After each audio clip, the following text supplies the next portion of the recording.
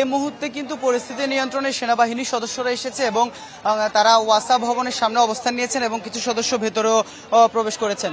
আমি যদি একটু শুরুতে বলি, মূলত কনজিউমার অ্যাসোসিয়েশন বাংলাদেশ ক্যাবের উদ্যোগে ছাত্র এবং বিভিন্ন শ্রেণী পেশার মানুষজন আজকে সকালবেলায় ওয়াসার যে এমডি তার বিরুদ্ধে দুর্নীতির অভিযোগ তুলে এবং স্বৈরাচারের দোষের অভিযোগ তুলে তার পদত্যাগের দাবিতে আজকে ওয়াসা ভবন ঘেরাও করে। তারপর তারা যখন ওয়াসা ভবনের ভেতরে প্রবেশ করে তখন কিন্তু ওয়াসার এমডি এবং তার লোকজন গেটে তালা ঝুলিয়ে দেয়। তারপর ক্যাবের লোকজন পাল্টা তারা আন্দোলনকারীরা তারা পাল্টা আরেকটি তালা ঝুলিয়ে যখন বিদায় নিবে তখনই কিন্তু আসলে কিছু সংখ্যক ব্যক্তি যাদের কাছে আমরা ওয়াসার যে পরিচয়পত্র সেই পরিচয়পত্রধারী কিছু লোকজন তারা বিএনপির দলীয় স্লোগান দিয়ে তারা ভেতরে প্রবেশ করে তারপর তাদেরকে সেখান থেকে বের করে দেয় ধাক্কা দিয়ে আন্দোলনকারীদেরকে।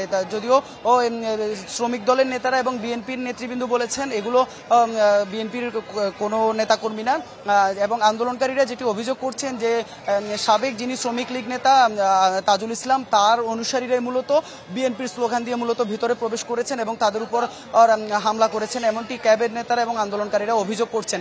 এবং তাদের এই অভিযোগের প্রেক্ষিতে কিন্তু তার কিছুক্ষণ পরই সেনাবাহিনীর সদস্যরা আসে এবং এসে তারা ভেতরে প্রবেশ করেছেন এবং এই মুহূর্তে তারা পরিস্থিতি নিয়ন্ত্রণের চেষ্টা করছেন। আমি আরেকটি বিষয় যদি বলি, এখানে আমরা যাদেরকে ভেতরে প্রবেশ করতে দেখেছি বিএনপি স্লোগান দিয়ে তারা কিন্তু এখানে চট্টগ্রাম ওয়াসার অস্থায়ী কর্মচারী এবং এই অস্থায়ী কর্মচারীদেরকে স্থায়ী করার আশ্বাসের প্রেক্ষিতে মূলত এমডি তাদেরকে নামিয়েছে, এমনটি কিন্তু অভিযোগ করছেন যারা কনজিউমার অ্যাসোসিয়েশন বাংলাদেশ এবং আন্দোলনকারীরা। তো ইমা এ ছিল আমার কাছ থেকে চট্টগ্রাম ওয়াসার সবশেষ।